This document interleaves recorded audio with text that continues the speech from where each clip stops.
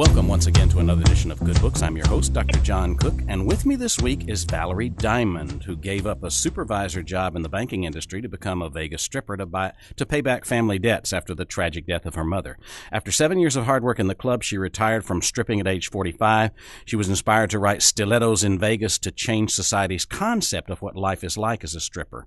Since there will always be a sex industry, Valerie believes that women should learn about strip clubs which are free from sex and disease and carry the least emotional attachment, keeping their men away from the dark side. The co-author is Dr. Don McGann, a retired dentist and educator who was moved through by the struggles and dedication of Valerie and decided to help her document her experiences in this book. This book is fiction, which is not something we usually do. However, it's based in the reality of the experience, and the book is Stilettos in Vegas. Valerie, welcome to the program. Hi, thank you very much for having me. This was an interesting read. It's full of intrigue and eroticism and all kinds of interesting things that one might expect around the exotic dancing industry. I like the opening where you see the sign as you're coming, our hero, Sapphire, who's the star of the book, Stilettos in Vegas, is entering the gentleman's club and never saw a gentleman in the club. I kind of like to emphasize on that. I just, that's the first thing I used to say when I used to look at the club, and it would always say gentleman's club, and I'm like, I don't see any gentlemen here. Mm-hmm. Yeah. So she works for some pretty sleazy supervisors, and that's part of the issue, I guess, all dancers face, right? They've got all these women scantily clad, and they try to take advantage of that. Mm-hmm. The management, the bouncers, usually men are involved in that, yeah. Mm-hmm. See, for the most part, it's just that they don't really treat us too good. Some of them do treat you good, but some of them don't, because the way I look at it is that some of the bouncers, they feel like they own the club, and they don't own the club, and they should be like more or less taking care of us girls, and most of the time they're not taking care of the girls, and then we have to tip them out when we're on our way out the door. So, I think that's the part that really gets on my nerves, is that I have to tip the bouncers out, whether they do the job for me or not. Mm-hmm. So you're sort of exploited to a large extent because you are the money as a dancer. Pretty much. Mm-hmm. Pretty much, yeah. I know that in the early conversations that Sapphire has with some of her friends, some of the strippers in Vegas make more money than they did for the same job in California, and like high-class prostitutes in California, and there's a lot less risk in the strip clubs. But one of the worries is that maybe somebody from your family would come in and see you there. Right. A lot of the ladies that I knew from, I didn't know them personally, no, but a lot of ladies do come here from California to dance, and they still do that. Nothing's changed. They come on the weekends. But a lot of them said it wasn't really the best. I mean, I think maybe that's part of the reason, yes, but the other reason was they felt they made more money when they were here in Las Vegas than they were in California because of the rules. And I don't know why, but that's what I was told. Mm-hmm. They said they were a little strict, more strict in California. So, and I'm sure nothing's changed. I'm sure these girls still come here on the weekends and on their free time. Mm-hmm. So, part of the description in the early going is about how much money they can make and what they have to pay out, and this is like a business because they're treated, at least in the story here, as independent contractors. Is that the norm? That is the normal. Yes, it is. It is a business here in Las Vegas. You have to you have to apply for your business license. You have to get a sheriff's card. You have to be fingerprinted. You have to be, you have to pay for all these things before you even get started. You are in the entertainment industry here. That's what they call it. You're an independent contractor. So before you can even be hired at any of these clubs, you have to have all these paperwork, your working papers, and whatnot before you can even start. Mm-hmm. So I think they want to keep track of the people that come in and out of town too when they do that. Mm-hmm. And there's a good deal of bureaucratic paperwork required in Vegas regarding what is that permit that they have to have?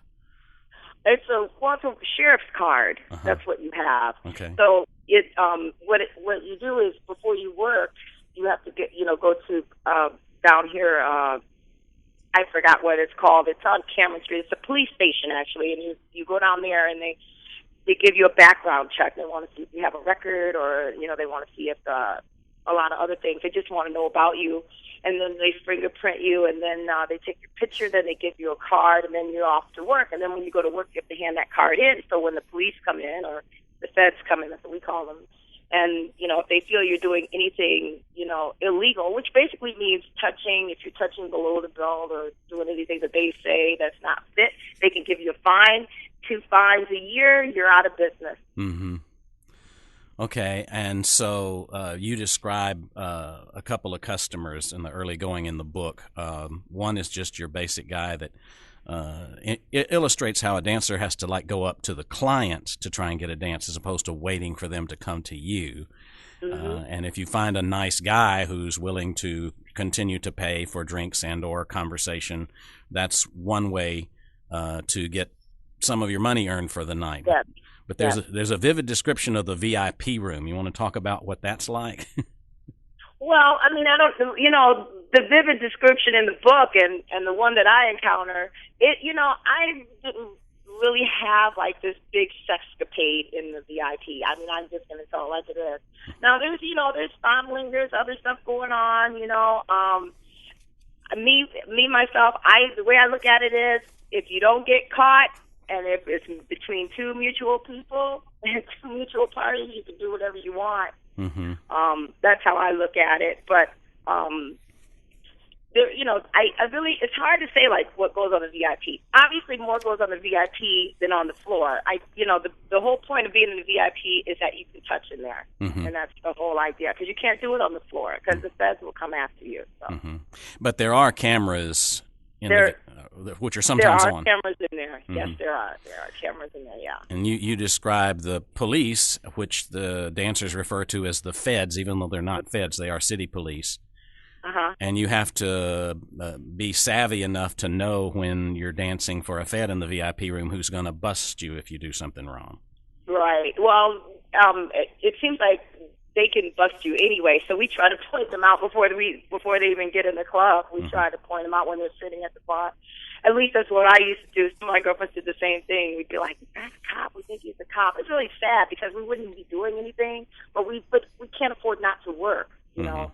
So, you know, they can fine us for anything if they feel like it. You know, I've seen girls get fined for nothing, not even in the VIP. I've seen, you know, girls that go up to the guy, they start talking to him, then they got on the stage, and then they started, you know, following. Next thing you know, they got a ticket. Mm-hmm. Didn't even know what even happened. It was like, what the heck just happened? And, you know, most of the girls get really upset because it's $500 for the first one, and then you get another ticket, and then it's $500. Then you're out of work for that whole year. You can only have 2 fines a year. Mm-hmm. And if you don't, and another thing is about that is the sheriff cars kind of keep track of the girls because some of the girls have warrants. Okay, so if they'll come in, the guys like the feds, they'll come in and they'll check to see if they'll check and say, okay, show me the cards of who the girls are working, and then if they find the girls who have warrants, they get arrested right there. So it can be pretty brutal. Mm-hmm.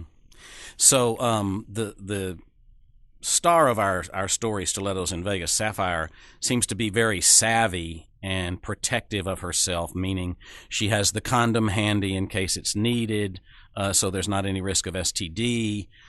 She does a good job of scoping out to make sure she's not encountering a fed in the VIP room. So a lot of that seems to be what has to happen for a dancer to survive long term, is to be savvy about things like the risk of STD and the risk of allowing a touch where it's not supposed to happen and so on. Yeah, well, I think any woman should have a condom in this day and age. So I think that's just the normal now. I think everybody, you know, should have condoms on them no matter what. But, yeah, so you always got to look out for yourself anyway. Regardless, you got to protect yourself. You know, even your money, you got to protect your money, you know. I've had money stolen from me, so I know I'm not the only girl who's had that happen. Mm-hmm. And you said in the book that the girls that hang around the longest are lucky enough to get a locker, but some of them don't even get a locker to change clothes. That's correct. Yeah. That's right. Mm-hmm. Hey, let's talk about our character Spider, because I think it illustrates something about the possibility of relationships for dancers not being all that great all the time. This character Spider was a rich playboy who kept telling Sapphire that he cared about her and was going to leave his wife, and had a baby with her, but never got responsible for that. Is that a typical kind of scenario? It seems that way, and I don't know if it's because of a person being a dancer or not. More prone to be having the dancers for sure, because we do meet a lot of people in the club and everything. But I think that Sapphire, most likely wanted to settle down. She fell in love with somebody, wanted to settle down. He told her everything she wanted to hear, and which goes to show that women are human. We're human beings. We're not just property or. We have emotions like anyone else, and a lot of times, the ladies out here they have to work for a living for their children because most of the men aren't supportive, and that's why they're out here to begin with. Most of them do. Some do, not most, but some do. Go to school, go to college, and they try to pay their way for school, whatever. But for the most part, most of the women are taking care of children, and they're taking care of their families, and they have husbands and boyfriends and whatnot. So they still have relationships, sometimes stable, sometimes not, but I think that goes without saying. I don't think it matters what profession you are. I do think it has a toll on the men sometimes when I hear, people in their relationships where they talk about how the men met them that way, and then when they continue to work, they don't want them working anymore. And that happens a lot. That happens quite a bit in this business, and that's where the relationships kind of, get off track. They kind of want the female to stop. And, it's not like the female doesn't want to stop, but this is her job. It's not that she takes this job seriously. It's just that, we get attached to the money, so you stay in the business. Yeah, and I of the folks that I've known that are in this profession, they say it's hard to leave because the money is so good usually. Yeah, it gets difficult, but well, I left, so I guess it depends on the person too. But yeah, most of the women do have a hard time leaving. But it's so funny. I just talked to one of my girlfriends yesterday, and she found a job, so she's leaving. She said she didn't want to do it anymore. But you do get a point. You do get a point where you don't want to do it anymore because it's a very stressful job. It's just the environment itself, is the drinking, And you have to watch your figure and not gain too much weight too, amongst others, right? all that. You gotta be up on your P's and Q's. You can't be sick really. You can't. You got to walk around in stilettos. That's why the book is called Stilettos in Vegas, because I just started looking at all my shoes. I've got all these shoes that I danced in, and I still have them as my keepsake. And I just thought that was just the perfect name. Well, and Sapphire calls them her friends. Yeah. So it's funny. I still got my shoes. Well, let's talk about particular scenarios, because there's a couple of descriptions of high rollers. One is a rapper that rents the club or rents the VIP room at high prices, and then I do want to talk about our rich Asian guy too, because I wonder how often that happens, where they sell out the club to someone rich or allow them a certain amount of space to get extraordinary service. They do. They do. Absolutely. It wouldn't surprise me if it's going on right now, because the fight just happened over the weekend, last weekend. So it wouldn't surprise me. But yeah, they rent those clubs out and certain areas for them, and they have certain girls for them. And, I call them the VIP girls, but those are also the select few that they choose, that the management chooses, because they have their favorites. They want to make money. But it does happen. But as far as like rearranging the club, like that was in the book, that usually doesn't happen. Of course, that's it's like a city ordinance. Of course, you can't like rearrange a club. But it sounded like such a good idea. Have yet to meet a billionaire. I thought that was excellent for the book. But that's our dream. But it does happen where somebody will come in, pay for the night, and the girls make a lot of money. So it does happen. Well, the rapper seemed to have he had some sexual issues. Unusual taste, but your rich businessman from China in the story, he went further than all out. He asked for both dancing boys and girls, spent a lot of time negotiating deals while all that was going on, changed the furniture and everything. So it was pretty extensive there. Yeah, yeah. Yeah, so it was. Yeah, I thought that was a pretty good storyline, because you never know what you're going to expect from someone, because you don't know what the customer wants, you don't know what the customer's into, you just don't know, And, most women, they keep it secret of what's going on anyway. They don't tell too much. Yeah. Well, in the plot of this, at some point, Sapphire has to accept the fact that Spider's never going to leave his wife, and he's never going to get responsible for his child that he had with her. But Sapphire encounters a different kind of hero who's going to help her. It's funny about that situation because she didn't know he was married. He had been lying to her, so she didn't even know. But she wanted to believe so badly that she was going to be with him. So I guess in her situation, she decided to marry someone who wanted to marry her very badly, said he was willing to take care of her daughter, and he got her out of the business for a little while. And, and she was happy with that life for a little while, but for some reason she gravitated, back towards the ex for some reason, which I guess most of us will do. But, for some reason she did gravitate towards him back, and she thought maybe she could get that happy situation, that happy family, with her daughter and her and Spider, that was always in her mind. And, of course, we know what happened there. I don't want to blow up for the readers, but, I don't. But this is a typical story, I think, of the good, kind-hearted man, but he doesn't excite. The bad boy excites, and that seems to be what happens to so many. That's correct. Yeah, you're right.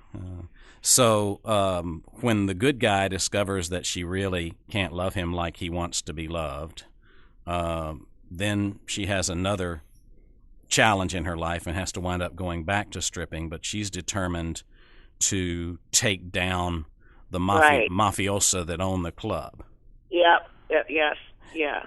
Is that because most of the time, the girls are complaining about the sexual advances that were going on and the sexual harassment and not really getting paid the money that they earned. So, pretty good storyline there about how she was smart enough to, to get them out of business, and get them in trouble. Wouldn't it be helpful in these situations if someone would take on the issue of employee benefits and rights? Because this contractor thing leaves the dancers at odds about everything from taking a night off because they're sick to any kind of retirement possibility. I mean, none of that exists for them. I agree, and that's the whole point of this book, is to let people know that there's no benefits in this job. You show up, you show up. You don't show up, you don't. You make what you make, and then if you don't make any money, too bad. If you make money, then great. Right now, they are passing a law actually here in Las Vegas that I know of about getting dancers, getting them paid by the hour and stuff like that. But here's the deal: I have been still talking to a few dancers here and there, and that's really not true. They're still not doing what they're supposed to do. Some of the girls do get paid by the hour, but they're not getting paid much by the hour. And some of the girls are still independent contractors, so they're still able to sign either by the hour or be an independent contractor. But from my understanding, that it's still more of the same. Well, in the book, you describe the economic downturn and how awfully it affected Vegas. In particular, and the exotic dance industry in particular as well. So were you a part of that? Did you experience that economic downturn? I did. Yeah. I did. I experienced that, absolutely, because I think it was back in 08 or 09 or something where everything, took a big hit. It happened here, too, so it was pretty bad. And it was just pretty bad. For me, myself, I would take a break because, see, a lot of times when it's really bad like that, you start to see more of the feds because then they want to, give the girls tickets and give them fines because they want to make money. It's just everything's about money. So, usually, me, myself, I would take a break from it at that moment, and then I would go back in or I'd go to another club to get away from it. If I felt the club was hot, so to speak, if I felt it was hot at that moment, I would get away from that club and I'd go somewhere else. That was the only thing that really concerned me more, because if I can't make money, I can't work in the club, I'm really out of business. Right, and if you have to tip out and you have to pay certain expenses and there's nothing left for you at the end of the Right. But if you worked at a club long enough with the bouncers and everything, and you told them you didn't really have any money to tip out, they would understand that. But they would want some more the next day. Sure. Yeah. So they're expecting that tip. Mm-hmm. The thrust of this is about how strippers are misunderstood and they're treated like outcasts and they're not really respected as humans but as objects. That's very much a part of this industry, but you see it as distinct from the sex industry, the rest of the sex industry. Is that right?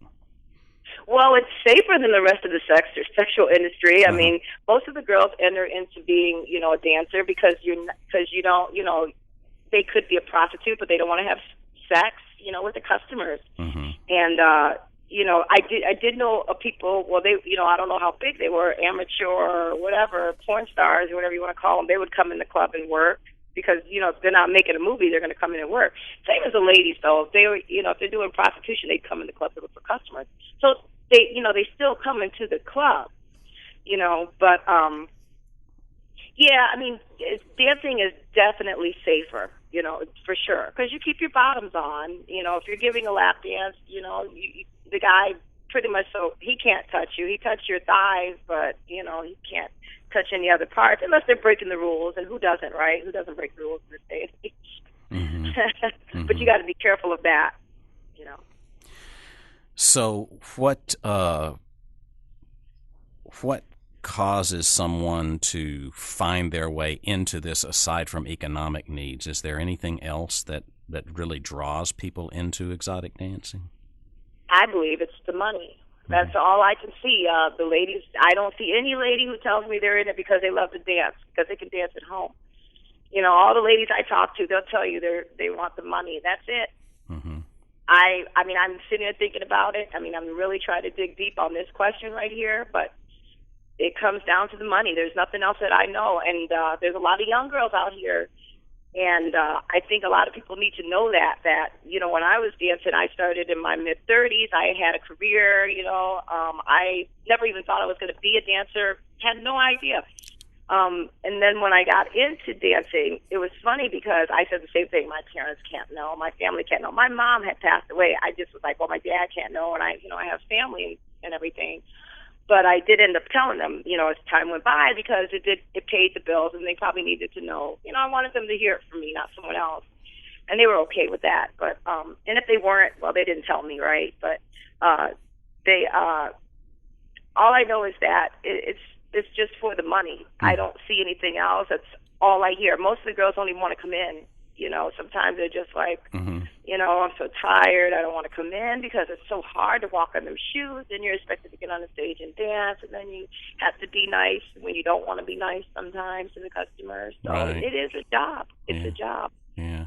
Now, I have had friends tell me that dancers are hookers on the side, and you're saying that there might be some who do that, but that's not the primary No, yes. I mean, there are some that do, and there's some that don't. Like I said, there's people that break the rules, and there's people that don't. It's no different than, a job. Like if you worked in an office, you have someone who's maybe stealing the money and someone who maybe not stealing the money. You got people who work and people who really don't do the work. It's just like, any other environment that you're in, the way I look at it is, when it comes to that sort of thing, like prostitution, it takes two to tango. If the man's going to offer the money, the woman's going to take it. Mm-hmm. Yeah. So one last thing, because I thought there might be when we talk about why girls are in it or why women are in it, one of the things is the money, and I wondered if any of them liked or enjoyed the fact that their body was admired, or is it just like more I think there are some women who like that. Mm-hmm. I do. I think there are some. I do think there's a lot of women who enjoy being worshipped, and the men paying attention to them, because you get a lot of attention from the men, Mm-hmm. But, as I was saying before, because I kind of forgot my train of thought, but there's a lot of young girls coming in here in this business right now, and they're pretty young. That's all I have to say, and I just can't get over, like, wow, they don't even want to work that minimum wage job. You know, they don't want to go to Walmart. They don't want to work at, they don't want to work at McDonald's. They don't want to work at they don't want to work the minimum wage job. They just don't want to. And you couldn't survive in Vegas anyway. Right. Yeah, but I'm not just talking about Vegas. Right. It's right. not even just. I'm not talking about Vegas at all. I mean, this is overall. I've danced in more places than just Las Vegas. Uh-huh. So I could definitely tell you that these ladies, young, old, whatever you want to call them, they're in it for the money. Mm-hmm. Yeah, there was one line in the middle of the book somewhere where it says men tend to lose their appeal after a few weeks of working in the club. Mm-hmm. Is that? Yeah, it's like the men who work at the club themselves, like the DJ and they don't even. They're like. I used to talk to the DJs all the time about that stuff, and I'm like, how do you feel about the women who are working when you see them on stage and this and that?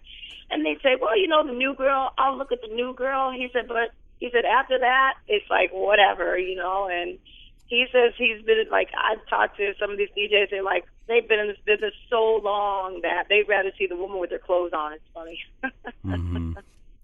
Well, in our story here, Sapphire wants to take this club down because of sexual harassment of management, the things they did with the extraordinary high rollers, the fact that there's no employee benefits, and she works very hard to make that happen with the help of the FBI and others. And I won't spoil the whole story, but. Meanwhile, she's dealing with a stalker that she doesn't know who he is. But this set of charges against Stilettos Vegas of sexual harassment and abuse of the employees, that's pretty much standard fare. Well, I don't know about the credit card fraud, but actually, I mean, not for me personally, but it does happen. There is a club that I don't want to say the name of that club, but it did shut down because of fraud. Uh-huh. So it's so funny how this book, I mean, it has happened, but it's so funny now because it seems like they're actually like making people an example. Because they put these ladies' names on the news and everything, for credit card fraud and whatever. They were skimming money off the cards. I don't know how they were doing it, but they must have been, having some bogus charges. But they found out that the management and some of the staff were involved. And this wasn't that long ago. Or I'd give it it happened probably about 6 months ago. It wasn't that long ago at all. Mm-hmm. And they shut the whole club down. Wow. So it's crazy stuff. It does happen. Yeah. So don't give up your credit card, gentlemen. That's all I have to say. Don't give it up. Give up cash. It'll be fine. Well, I appreciate the opportunity to talk with you about this. We've been talking with Valerie Diamond, and the book is Stilettos in Vegas, which is a novel based on real-life experiences of the exotic dance community.